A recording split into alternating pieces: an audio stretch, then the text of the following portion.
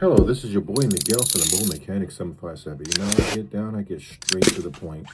I've been working in the automotive industry for a very long time. And I want to help people that are already in the mobile mechanic business or about to start to be a mobile mechanic to do it completely different than everybody else and do it the right way. You can't verbally go around and say this is what your rules and policies are. It doesn't work that way. One, you need to have a website and you need to have your policies on one of your pages. Number two, you got to have your policies, warranties, and disclaimers. You can't get around this. Now, you can get it at themobilemechanic757.com, themobilemechanic757.com. I'm taking 30-something years and putting in policies that always work 100% of the time.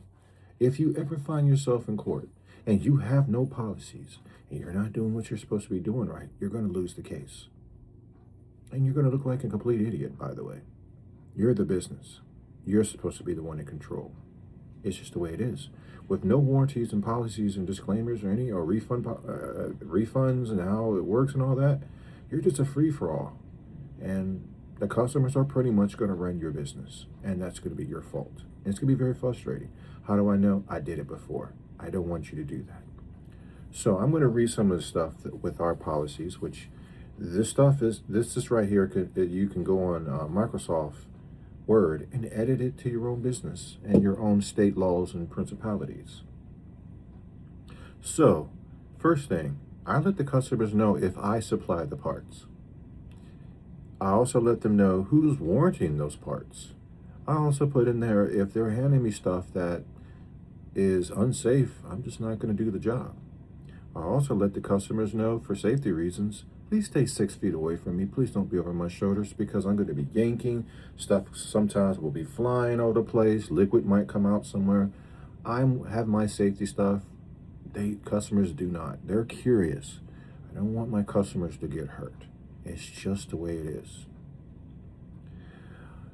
Also, number two, if there's a problem, it actually literally lets them know if there's a problem, what they need to do effective immediately, or what they do not. If they chose to do something different, they just pretty much void you out. And it specifically lets people know what to do and not do. Taking your vehicle elsewhere. Well, you can't say that I worked on your brakes and it's squeaking and you wanted your money back, but you then took it to another shop. You never gave the company enough time or any time whatsoever to see if it's a warrantable job or not, if it's covered in the warranty from what we have done. It's just the way it is. You have to have this stuff. You can't just let it float in the air and think people should know this stuff. It's your job. Your warranty. What does your warranty actually cover? How long is the warranty? What is not covered under the warranty? You have to make it very simple for the customer to completely understand this stuff. Your diagnostic disclaimer. Your customer can't have you doing 5 different diagnostics for the price of one, and one diagnostic might not cover everything.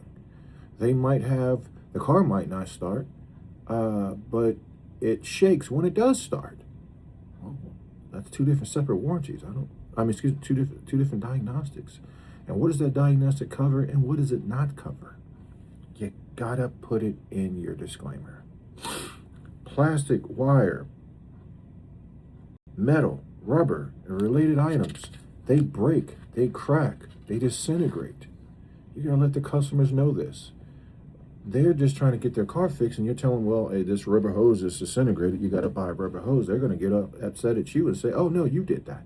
No, you need to put it in your disclaimer in your policies to let them know stuff, breaks and it's very fragile and brittle, and this is where it's going to go with that. Payment arrangements. Oh my gosh, we accept payment arrangements through a certain company that we go through for those who qualify. Get that set up before we even get there. Know what you pre-approved for. We don't want to work all these hours and then we got to sit around another 30 minutes to an hour just waiting for you to do all this stuff you could have done a long time ago. Customers need to know that. Your refund policy. Well, they need to know your refund policy, how long it takes, and what's excluded out of your refund policy. Threats, harassments, abuse. Oh, believe, trust, and believe. 98% of our customers are wonderful, wonderful customers. And you got that 2% who just, you can't make them happy and they're just angry at the world. Or they're mad at you because their car's messing up. You're not going to sit around and threaten. You got to know what to do if they threaten you or they're harassing you over the phone or messages and all this crazy stuff, or they're just being abusive. You need to know exactly what to do. These are boundaries also. You're letting the customer, because they're going to be the ones seeing this stuff, and they need to know the boundaries of what you're literally going to do if they choose to do this behavior. And it has to be very explicit what you're going to do and how you're going to handle that situation. Diagnosis. If they get a diagnosis, is it go half off the repairs, all of the repairs? If they don't get the repairs the same day, how long is the credit for that diagnosis? What does the diagnosis consist of? What is it used for? What is it doing? You got to let the customers know this stuff. They're going to see the document because they're going to have to sign it. It's also going to be on your website so they can literally know your policies. Now, all of your policies are not online. That's just a summation of your policies, because that page would be on and on and on and on. But you have it in black and white, much in depth that they're going to have to be signing. Parts, pickups. If you have to take your customers to pick up parts, what is your fuel charge? Gas is expensive. You can't be driving around for free. You're not an Uber. It's a service. It's a convenience. And how far and what charges? If you're going past 10, 20 miles, what are you charging? If you got to go 30, 40, 50 miles to pick up a part, what are you charging? If you're waiting for the customer and they're taking almost an hour to go get a part, or they lollygagging, and this is a true story. I was working on a young lady's car, and she decided to take her children and go grocery shopping and some clothes shopping, and then pick the part up. And I'm sitting around over an hour. Now you're going to be charged for that. Every half an hour, every hour, however you want to do it. They're going to sign this, so they're going to have full knowledge of how you operate. They're going to respect, and you're going to respect their time too. Let's see. It's crazy, but you got to make sure the person's over 18 years old doing this. Are they the legal owner of the vehicle? Are they getting the owner's permission? You gotta have this stuff. Did they call their apartment complex ahead of time and getting the repairs done? Just because the apartment kicks you off, doesn't mean you're not going to get paid. You gotta let the customers know this stuff.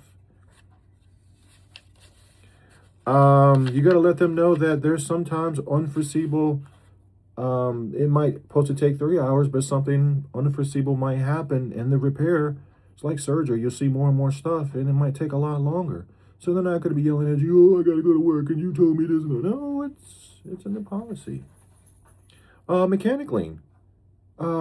They take it to a shop. They're not getting their keys back. They're not taking the vehicle either because they just stole it. But you cannot take their vehicle off their property without getting a mechanic lien, or you just stole their property.